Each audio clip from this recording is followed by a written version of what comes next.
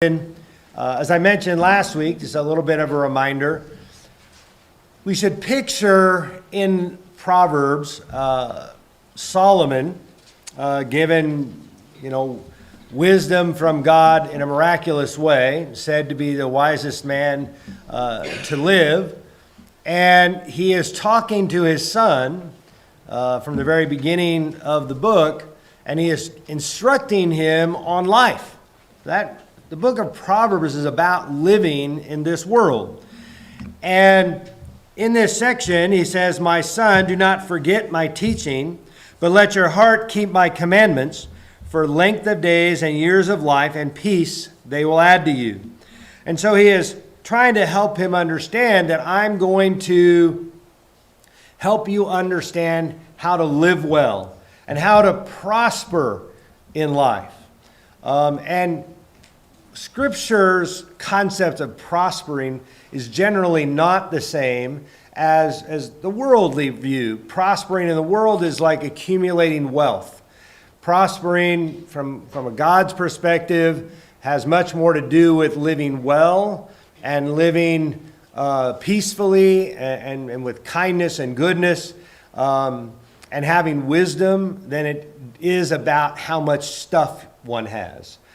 Because lots of people have lots of stuff that are not good or godly. And so he's trying to help him understand these things. And so we talked about, I'm just going to remind us quickly in the first few slides. Okay. You're going to have to hit it for me. It's not working. So go to the next slide. He will direct your paths. And so don't forget his teaching is really the first point that he made in the first couple of verses. You want to see if you can get that working? Yeah. And so he's just saying, listen, which implies, by the way, that we were taught his teaching at the beginning. And so for all of us as children of God, he wants us to understand his doctrine, his teachings. He wants us to learn and grow in it. But then once we've learned it, he wants us to actually keep it and to remember it. Well, it takes a lot to remember. I was talking with somebody this week about something they had studied a long time ago, but they don't practice and they don't use. And they were like, well, I learned that long ago in their trade, but I don't do that normally, and I kind of had to remind myself about how to do that. Because when we don't learn something and then think about it regularly and meditate on it and practice it, we lose it. It kind of disappears from our consciousness. It's not that we can't bring it back, but it doesn't come back readily, and it doesn't come back quickly. And so we need to not forget. Well, how do we not forget? Scriptures go in a lot of different places about remembering, about meditating, about practicing. Hebrews, a lot of passages talk about it. One of the passages we looked at that reminds us of that is the purpose of Scriptures in 2 Timothy 3. And that it was given to help us understand thank you. It's all working now. So it was given, all Scriptures were given to help us understand the teaching of God, and that it might train us to be godly, to be his children the way he would like, and that would please him. So the next point I made, there we go, is to be trustworthy, and I'm using kind of the Hebrew word hesed, which hesed means to be good, kind, loyal, merciful, and loving. There's no good way in English to translate this Hebrew word. It is far too complex in its concept and we don't have an English word that fits it. So it gets translated, loving kindness, steadfast love, loving mercy, goodness, but it always has this sense of loyalty as well. and always has this idea of we're connected in some way, and because of that connection, that I am always going to try and treat you with goodness and kindness and be loving and to be merciful. So when the interaction fails, I am not quick to cut them off. I'm not quick to go, aha, never liked you in the first place. So, and so what he wants us to acquire in our life is to be trustworthy. And that means, and it's pretty self-explanatory, but for young people especially, growing up, you know, every young person has done this.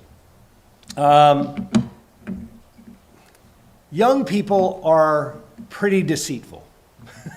The younger you are, the more easy they lie.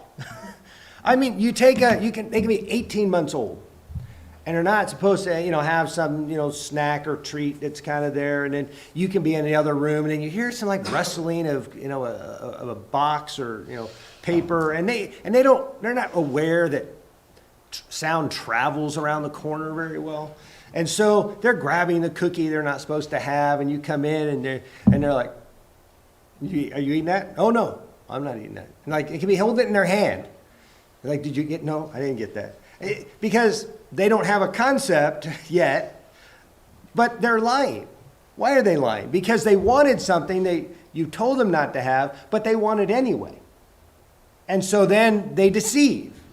And as we grow, so none of us would trust our 3-year-old with all of our money, right? And if you would, see me afterwards, we'll talk. But and there's a reason for that. And we don't hold them accountable. They don't have the ability to, they don't have the wisdom to, they don't have the life experience to be able to manage, something, really anything. And so, but as we grow, hopefully we learn to be trustworthy so that when we are told to do something or we have obligations in some way, and that in the very first place we gain trustworthiness is that our parents can trust us. And if your parents don't, you're going to struggle out in the world, because if your parents don't, what do you think an employer is going to do? And so in order to be successful in life in the long term, we need to learn to be trustworthy. And the only way we can do that is to do what we say we'll do, even when nobody's looking. Because more often than not, it's noticeable later. Right? It's clear that whether you actually put in the time to do the work or you didn't put the time in to do the work. Whether somebody was there watching you every moment or not, it becomes clear by the evidence of your work. Whether that was chores and cleaning your room or that was actually a project at work. It becomes clear whether you actually spent the time and were diligent enough to work even when nobody noticed. So that you're trustworthy. People can trust you. Really important character development for anybody to have success in life. Now, Psalm 85 talks about that. I'm not going to go look at that one again. Proverbs 3, 5 through 6 talks about trust in the Lord with all your heart and do not lean on your own understanding. In all your ways acknowledge him and he will make straight your paths. I actually bought just last year a plaque that's in my office now at home that uses these verses. These are a couple of very famous verses that from Proverbs 3 that might be the most quoted. So trust God always. And especially when we don't necessarily understand why. Because sometimes, now this doesn't mean blind faith.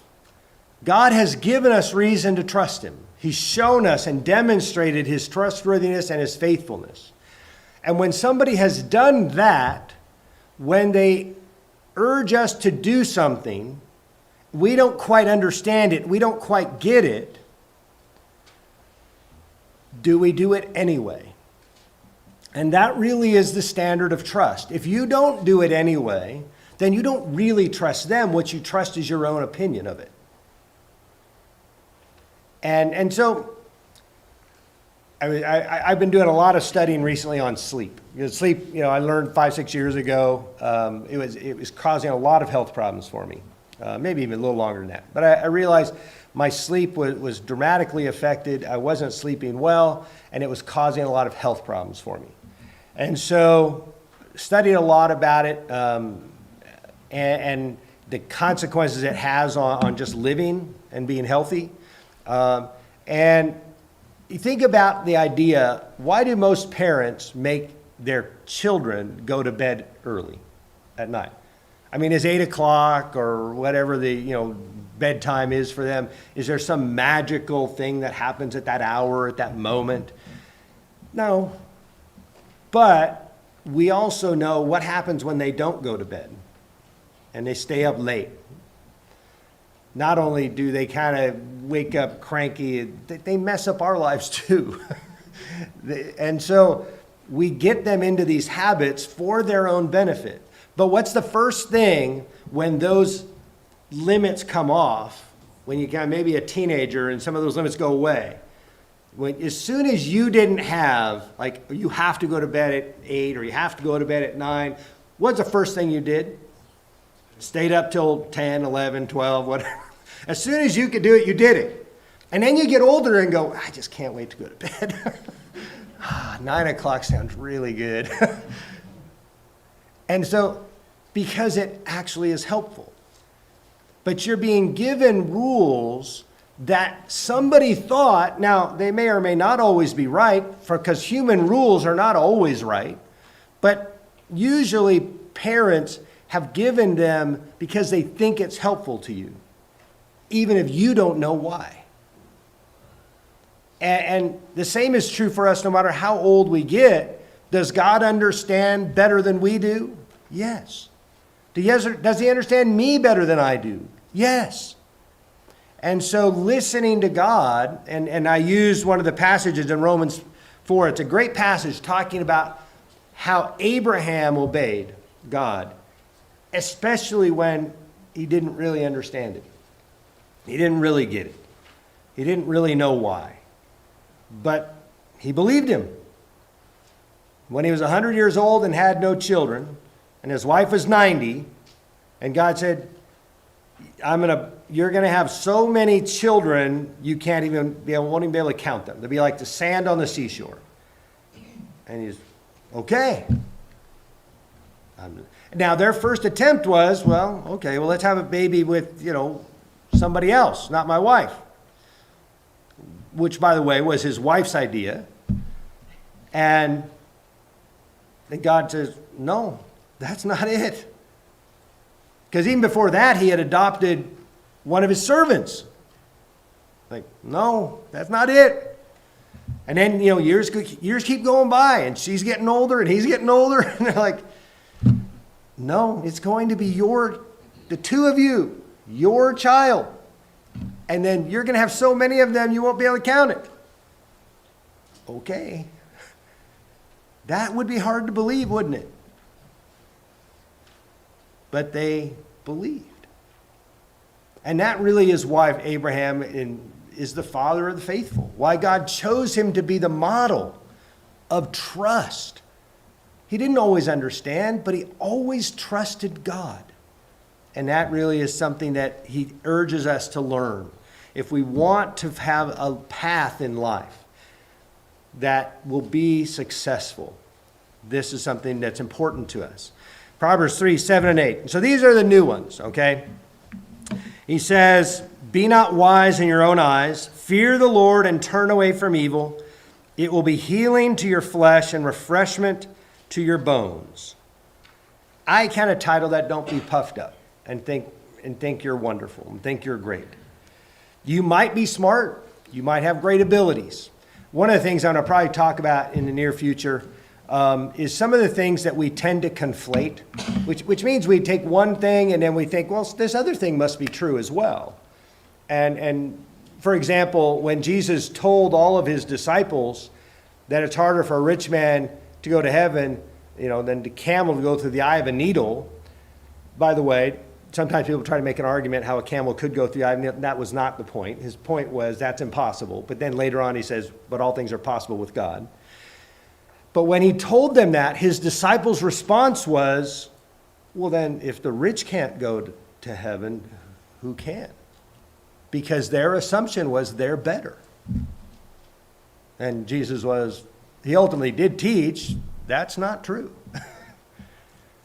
But we conflate it. We think rich means smart, and I've known a lot of rich people that I mentioned last week aren't smart. Sometimes you're just in the right place at the right time. In fact, I sometimes talk about late 50s, early 60s in America. There was a huge boom in productivity and in business growth. And in fact, we're a little bit going into where you can you can kind of get a job anywhere. So people are just like quitting a job they don't like because they'll get another one. Well, that was a little bit like the late 50s. We're going into a very similar kind of work environment of that period. Well, then we went into the 70s, a couple decades later, when you're like, you're really glad to keep a job. And, it was hard to find jobs sometimes. But so almost anybody could start a company and do well, whether they were smart or not. If you're willing to work and you're willing to do a job, you could be successful in the late 50s, early 60s. And you didn't have to be brilliant. You didn't have to know everything. You just had to be able to be willing to work. And you could generally be successful in America at that time. Now, did that make those people smarter and better than people in the 1930s who also knew how to work hard? No. Time and place affect us. And so sometimes you're going to be successful just because you were at the right place at the right time. Sometimes you are not going to be successful because you started at a bad time. I used the point a while back, at the beginning of the pandemic, maybe 2 months before the pandemic started, restaurants opened in Star. Like, could you have chosen a worse time to open a restaurant? They have succeeded, though, through it. But there are others who didn't. And one of our favorite restaurants in Eagle went away during the pandemic because they just couldn't make it under the rules that existed. Well, did that have anything to do with their food? Did that have anything to do with their ability to work? No. Time and place, circumstance that had nothing to do with them. And so sometimes we conflate somebody's success with being good or being smart or wise, and those things just aren't true. And those things don't always equate. Sometimes they do, but they don't necessarily. And so even when we're successful, whether that's at school or at work or in job or maybe our family, we need to be careful that we don't puff ourselves up and think we're something special. Because the reality is we're really not. We're all sinners. And we all fail and make mistakes. And so he's telling us here, don't be wise in your own eyes. And he says, fear the Lord and turn away from evil. Just because you're smart, don't think you don't need to fear God and don't think you need to avoid that which is wrong. Because we see that all the time, especially with rich people. I mean, and I don't know how many people have followed some of the traps that wealthy people have gotten into. Jeffrey Epstein, if you've learned much about that, or his mistress and what they did with abusing teenage girls, it wasn't him alone. Whole island created for rich people to go abuse others, and a lot of it's coming out now. And some of it might be hidden because a lot of the people caught up in it are pretty wealthy and pretty powerful. Well, why is it happening? No matter how smart, no matter how much money, no matter how much good, you can always be found out. And even if you're not found out in this world, God will find you out. And so that's what he's telling us. Don't fall into that trap of thinking these things about ourselves even, or others. And then one of the passages, Romans chapter 12, verse 3, just kind of, because all of these ideas are found in Scripture in a number of places.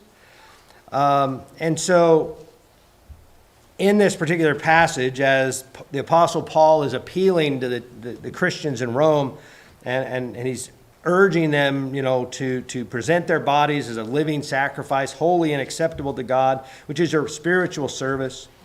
By the way, I don't know how many of you, I was just reading about Ayn Rand, and that began, in recent, years, she's become real popular, in a kind of a conservative sort of vein. She believed the idea of self-sacrifice was evil. Don't think she was all smart, all wise, all knowing. She became kind of popular, in kind of a libertarian, conservative kind of concepts and, free market capitalism. And not that those things are necessarily bad, but, she became kind of this hero for people. She had a lot of weird ideas. And she had a lot of ungodly ideas. And so don't think, even if she had some good ideas, and I'm not saying she didn't have some good ideas. I don't know all of them. But it doesn't mean all of them are good. And the same is true for us. We're the same way. And so he goes on and he says in verse 3, "For by the grace given to me, I say to everyone among you, not to think of himself more highly than he ought to think, but to think with sober judgment, each according to the measure of faith that God has assigned." I think that's a really important verse because I think there's a couple things about it. I don't know, have you ever noticed people that do they have sort of a false, that's the right word, I wasn't thinking about this until just now. They have kind of a false sense of, I'm no good. They don't really believe it, but they kind of say it, I'm no good. Sometimes they do it to get praise from others. But sometimes they're trying to pretend they're no good when they really think they're good. And he's not telling you to do that here. He is not telling you to put on some false thing that I don't know anything. I'm not good at this. I'm no good at it, when you're good at it. He's telling you to think soberly, sound judgment. It's like you should understand the abilities you have. He goes in, by the way, after this verse to understand your abilities and use them. You should know your abilities. You should know the kinds of things you can do well, the kind of things you don't do well. You should learn those things about yourself. But the thing is, don't puff yourself up because you are good at something. Don't think that makes you better than another person because you're good at something. And that's often what we do based on the standards of what somebody is good at. We kind of value being good at this more than being good at that. But I can tell you, when your toilets back up, you're pretty happy for a plumber who knows what they're doing. Even though you might not want them working and living in your house, because they come home, you think about going out and plumbing all day, and then you come back home, you're like, I've done some of that work. I know some of the dirt and grime of that work. And I know how people, we don't want to be around that work. And we don't think highly of it until we need it. And then we're really glad for it. But because everything, all work, all profitable work has good in it. And so just don't puff ourselves up, no matter our qualities, our abilities. Don't think we're better than we are. That's what he's urging us. Now, the next one, 9 and 10, he says in Proverbs 3, "Honor the Lord with your wealth and with the first fruits of all your produce. Then your barns will be filled with plenty and your vats will be bursting with wine." Now, there's a whole bunch of passages I could put up here for this. Malachi talks about this, the prophet Malachi. Apostle Paul writes about this in 2 Corinthians quite a bit. But he's telling you, you need to learn to be a giver, because that's how you receive.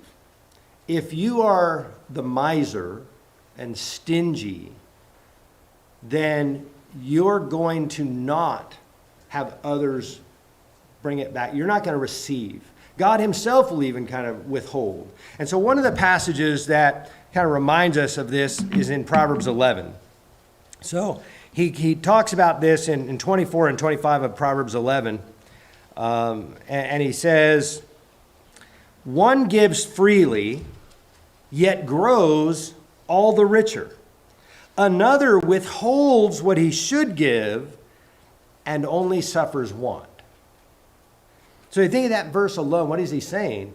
Well, he's saying there's a cause and effect that doesn't even seem like it makes sense. It's like, hey, I just keep giving, and I just keep having.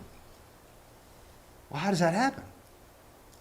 Well, because the only way we get is not just by our own behavior. It's not by our own abilities.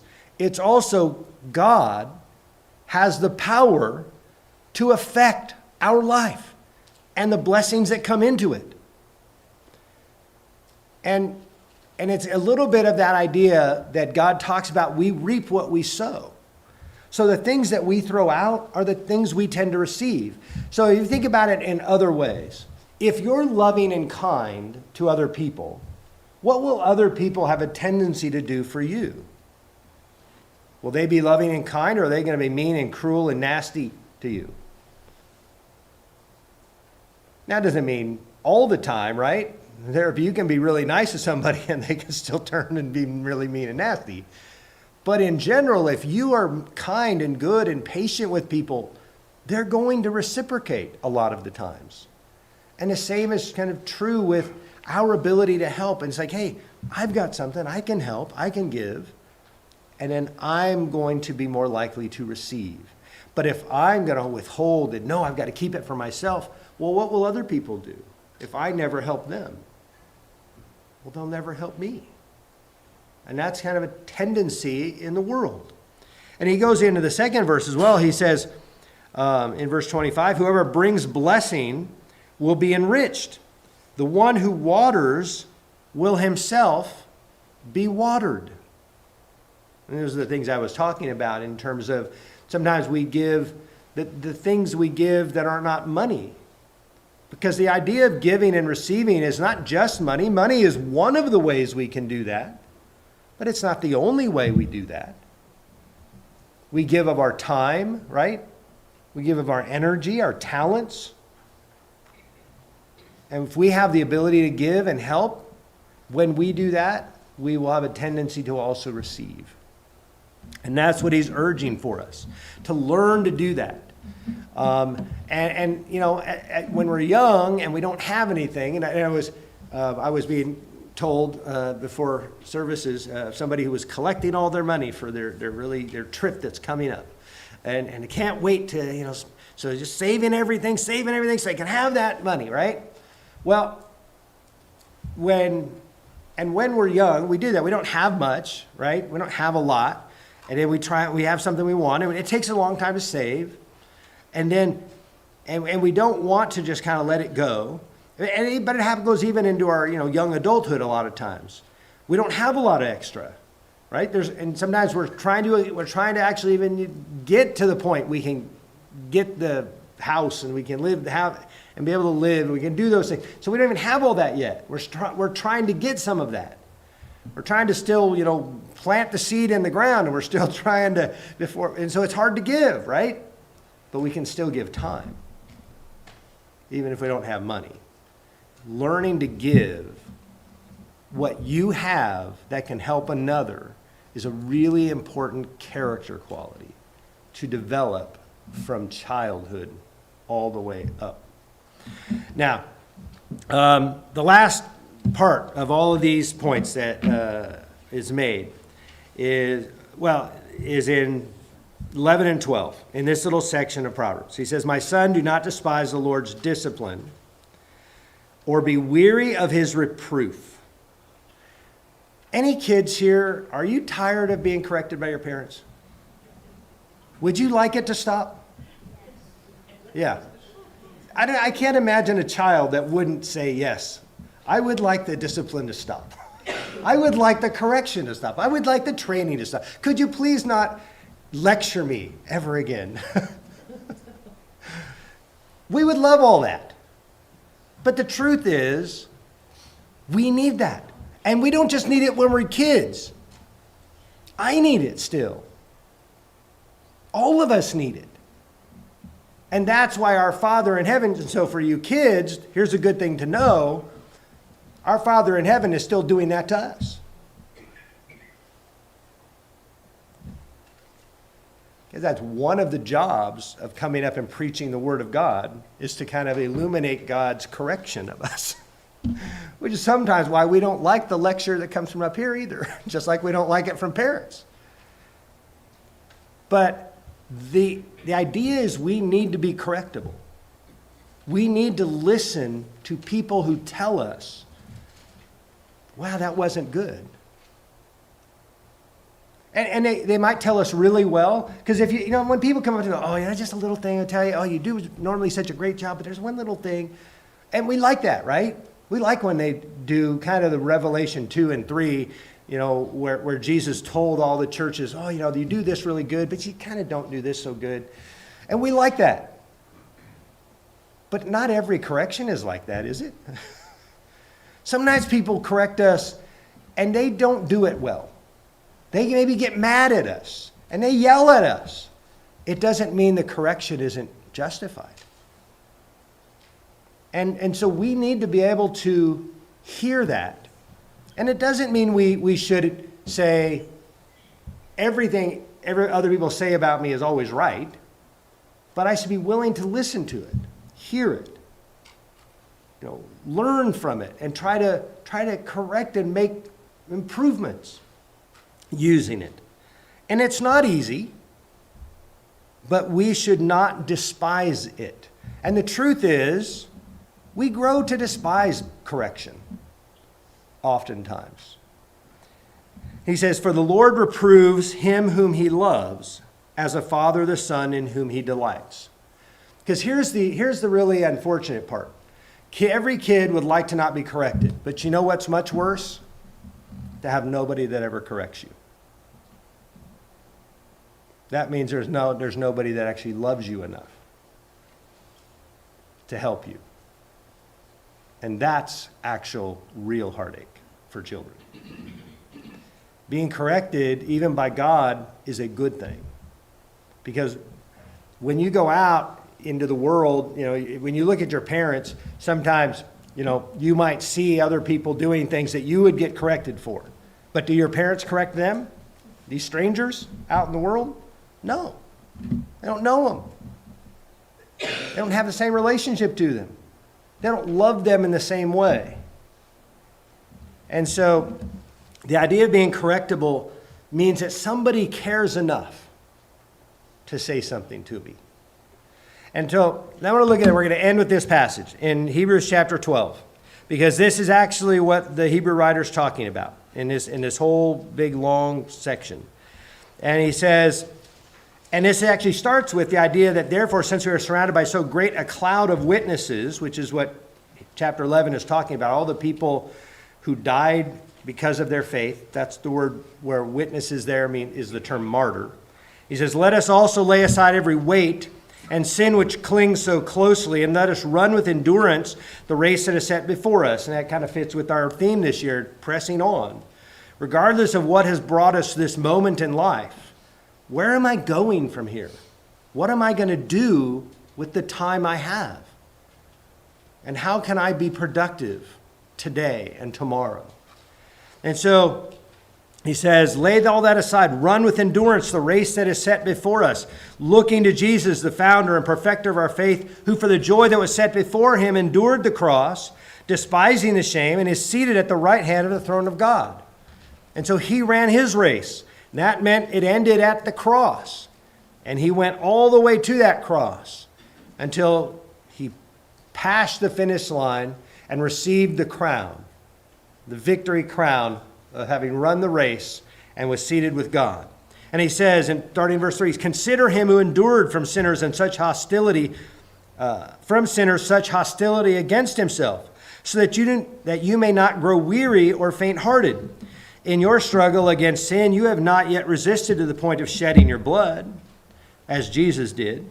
And have you forgotten the exhortation that addresses you as sons?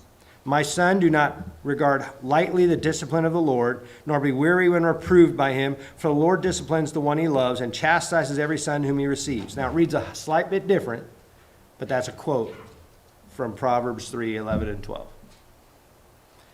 And he says, it is for discipline that you have to endure. God is treating you as sons. For what son is there whom his father does not discipline? If you are left without discipline, and that's the idea of being corrected, and discipline does not mean being like hit. It does not mean being physically attacked. It means being corrected and trained. That's what the word means. And so the idea is correction comes, and sometimes that correction comes in discipline that hurts, but sometimes it just comes in the lecture. And then hopefully it comes with, you shouldn't do that, you should do this instead. And that's what God is doing for us. And he says, what son is there whom his father does not discipline? Well, if they have a father and the father disciplines, they discipline, even if they discipline in a way that doesn't always seem like they love us because they're mad, but they do it because they care. If you are left without discipline in which all have participated, then you are illegitimate children and not sons. Besides this, we have had earthly fathers who disciplined us and we respected them. Shall we not much more be subject to the Father of spirits and live? He actually makes a point. I'm going to go ahead and stop there. But he says, he's making the point. We've had physical fathers who corrected us and disciplined us. And was it always right? Was it always accurate? Was it always true? Was it always the best way? No. Because just like us, all of our parents suffer from that unfortunate thing of not being perfect and being sinners. And it's one of the things, ideally, that we grow up and we eventually learn our parents, who we thought that were like perfect when we were little, and then we kind of eventually learn they weren't so perfect, and then we get mad at them for a while, but eventually we learn, hopefully, to give them some grace and some mercy for doing the best they could do. And because not all of our parents always had the same abilities or even situations in their own life that could lead to good discipline, good training. And so if we would do that for our physical parents, how much more should we do that for God? That's what he's urging us to do, to listen to God's correction. And that's why we keep reading, why we keep studying, why we keep reminding ourselves of the Word, because these are the messages God has given us to train us and direct our paths. We'll go ahead and stop there. I appreciate everybody's time this morning. Glad you could be here. We're going to have a song to close out, number 909. It'll be up here as well. And if you need anything, please reach out to us. Let us know how we can help. If it's studying the Word of God, if it's responding to the gospel call of Christ, if it is just you need some physical help or you need some, wisdom, if there's anything that we can help you in, please let us know. Let's go ahead and stand and sing.